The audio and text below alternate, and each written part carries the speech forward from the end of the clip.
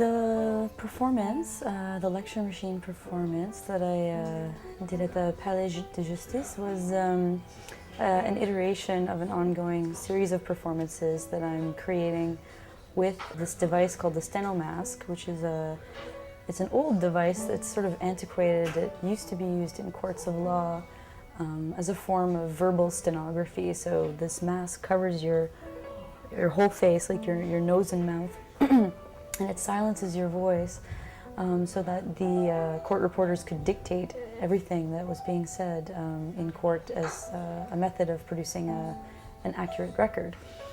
I began using it with my computer and voice recognition software to just play with this idea of the repetitive training of the device in everyday life. And great artists do in the course of their careers. We all repeat actions over and over again, and it bears thinking about in terms of how we execute them and why we might modify them and what effect the repetition of certain gestures might do to our outlook on life and our outlook on our creative outputs. Repetitiveness of the routine doesn't bother her. She's pleased by it each day, simply letting the bird fly and calling again and again to her fist. In this performance at the Palais de Justice, I related the practice of working with this device in the persona of a court reporter. I read into the mask the story of this falconer, and essentially it's a sad tale of a falconer who has this bird and is very devoted to the bird, and eventually the bird flies away and doesn't come back, and the falconer continues to return to the same spot every day in hopes that the bird will return. Where structures and sounds repeat and evolve to create counterpoint.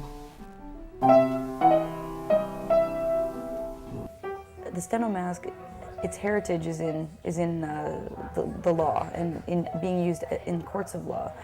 And the law itself is based on repetition in terms of precedent. So I found this kind of an interesting echo, the idea of repetition. The way I must train my computer is very repetitive. And with falconry, again, it's an idea of devotion, and a very repetitive one at that, where each day, whether you like it or not, you have to go out with the bird, exercise the bird, a relationship is being formed, a rudimentary understanding is being formed between man and bird, a little bit like the rudimentary understanding you feel that you begin to have of how your computer is interpreting you when you're speaking to it. When she holds her pistol aloft, the bird knows what to do. There's a signal to end the flight, but also to regroup, to wait for the next flight. I'm always interested in the methods by which we try to humanize everything and see things in our own image. So why we would want to speak to our computers at all when the keyboard is like a perfectly functional input device is interesting. Why do we try to humanize this? And as well, like when I'm thinking about how the falconer relates to the falcon, there's an old adage in falconry, who is training who? And it's true. It's, we're trying to train the bird, but in a way the bird is also showing us how to take care of it.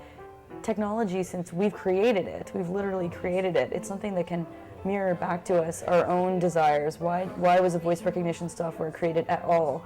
Perhaps because we find joy in speaking. It's something that we can all basically participate in on some level, and it's something that it humanizes our relationship with our technology instead of typing, which we don't do in any other context. It's just another input method.